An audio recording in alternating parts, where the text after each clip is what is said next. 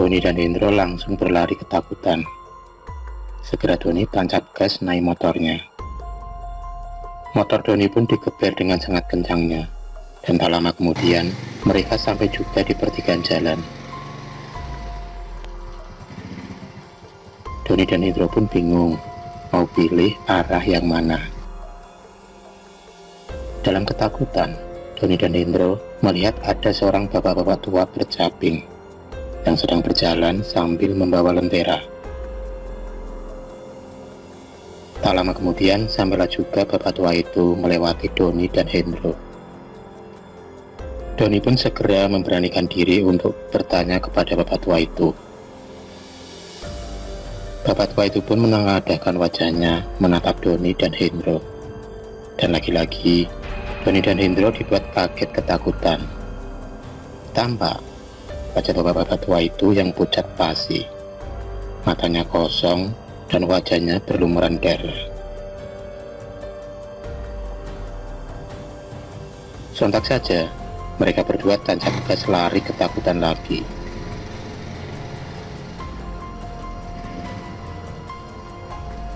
Malam pun semakin larut dan mereka berdua masih terjebak dalam kegelapan malam yang asing bagi mereka. Tak lama kemudian sampailah mereka berdua di ujung jalan besar.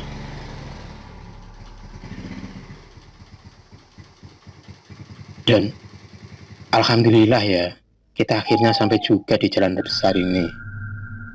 Iya, Andro. Aduh, jangan lagi dah ketemu hantu.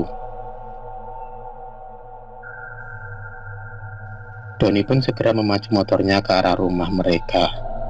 Dan tak selang berapa lama sampailah juga Doni di rumah Hendro.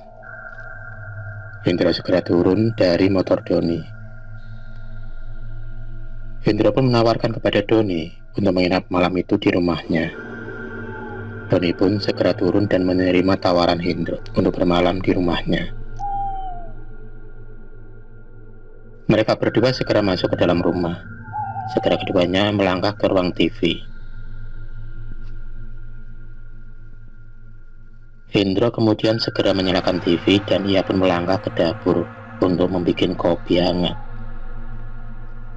Doni asik nonton TV dan tak lama kemudian Hendro pun keluar sambil membawa kopi hangat. Mereka berdua akhirnya nonton TV hingga pukul 3 dini hari. Sekitar pukul 9 pagi, Hendro dan Doni terbangun. Setelah mandi dan sarapan pagi, mereka berdua duduk santai di depan rumah.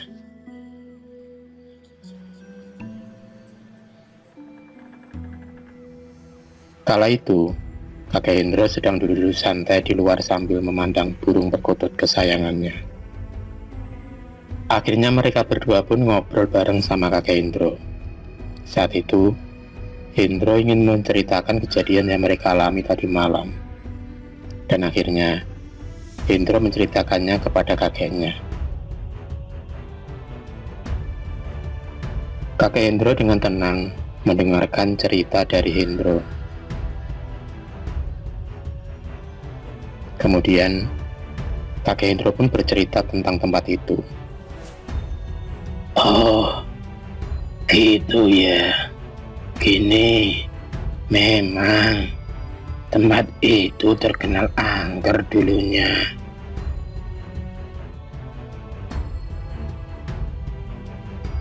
Kakek Hendro pun bercerita, 20 tahun yang lalu, ada sebuah keluarga yang hidup membuka sebuah warung. Mereka adalah Pak Ratno dan 2 anaknya. Mereka berjualan nasi dan kopi. Hampir setiap malam, warung mereka ramai didatangi para pembeli. Malum, mereka yang ramah dan masakannya yang enak membuat para pelanggan senang datang ke warung mereka.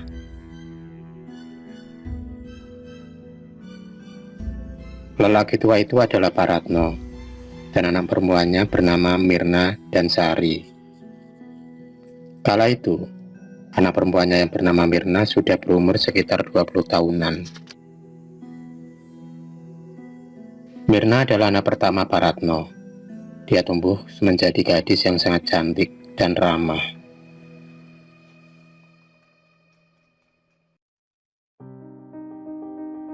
Hari demi hari mereka lalui bertiga dengan cukup bahagia, meskipun mereka hidup sederhana. Pada suatu malam, kejadian yang memilukan dan tragis itu pun terjadi.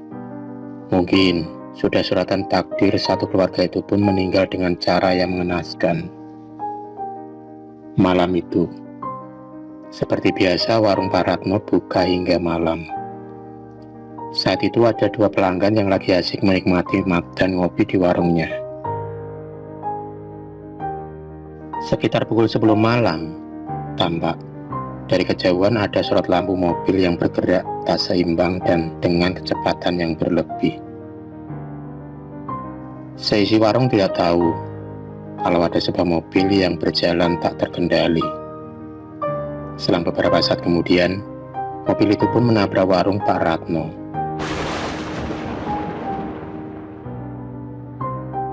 Tak ayal lagi, saking kerasnya tabrakan itu, warung Pak Ratno pun roboh dan semua barang terpental berantakan. Seisi warung pun tertimpa atap warung dan tak bisa menyelamatkan diri. Tak hanya itu, kompor yang masih menyala pun membakar seisi warung itu. Ledakan keras pun terdengar dan kebakaran pun tak terelakkan. 2 orang pengemudi mobil dan 5 orang yang sedang ada di warung, termasuk Pak Ratno dan Mirna, tewas seketika di tempat itu dengan tubuh yang terbakar. Beberapa warga desa yang mendengar kabar itu segera berdatangan. Namun, mereka telat karena api sudah meludeskan seisi warung dan mobil itu. Adik Mirna, yang saat kejadian terjadi sedang membuang sampah di belakang, ternyata ia luput dari maut. Sari yang terpental karena ledakan itu menderita luka memar, tapi alhamdulillah dia selamat. Warga yang melihat Sari segera menolong dan membawanya. Sungguh, kematian yang tragis dan mengerikan yang terjadi di tempat itu.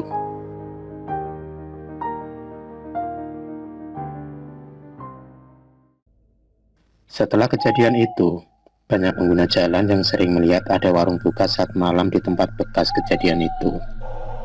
Padahal di situ sudah tidak ada apa-apa, hanya ada sisa-sisa kebakaran. Dan banyak lagi kejadian-kejadian aneh yang muncul dan nampak di sekitar tempat itu. Sampai sekarang, warga sudah tak asing lagi kalau tempat itu menjadi angker. Pernah, suatu malam, kejadian ada 2 orang pengendara mobil yang tampak tertidur tergeletak di tempat itu. Warga yang menemukan mereka kemudian menanyai mereka berdua, dan mereka berdua pun menceritakan apa yang mereka alami malam itu. Saat itu, mereka berdua sedang mengemudikan mobil dengan pelan. Dari kejauhan, mereka melihat ada warung yang masih buka. Kala itu, sekitar pukul 1 malam. Mereka berdua berinisiatif untuk berhenti numpang buang air kecil dan ingin istirahat sejenak. Mobil pun berhenti di depan warung dan kemudian mereka berdua segera turun dari mobil. Sebut saja mereka berdua Sony dan Chandra. Tanpa rasa curiga, akhirnya mereka berdua istirahat sejenak sambil menikmati kopi dan gorengan hangat itu. Mereka berdua asik ngobrol sambil sesekali melirik si penjual kopi yang cantik itu.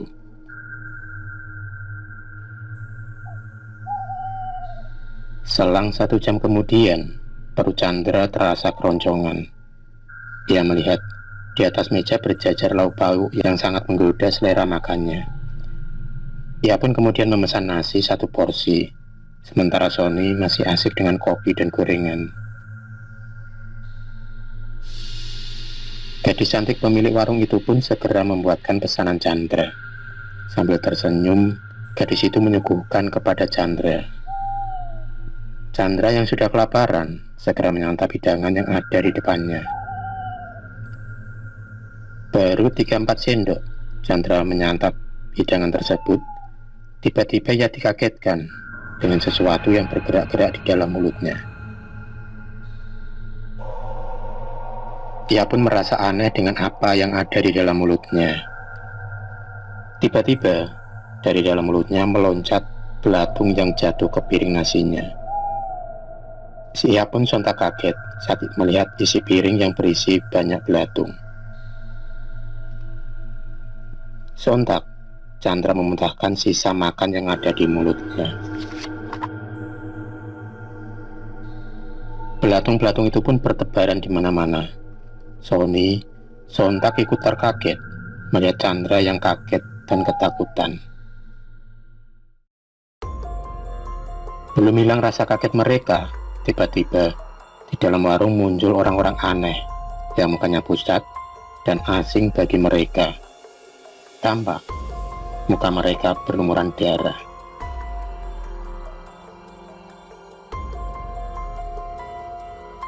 Ketika tatapan mereka sampai kepada gadis cantik pemilik warung, tak kalah kagetnya karena mereka melihat gadis cantik itu berubah menjadi menyeramkan dan wajahnya berlumuran darah. Luka bakar tampak di sekujur wajahnya dan tubuhnya. Mereka berdua yang ketakutan tak kuasa menahan takut hingga mereka berdua pingsan di tempat itu. Dan keesokan harinya warga menemukan mereka dalam keadaan pingsan.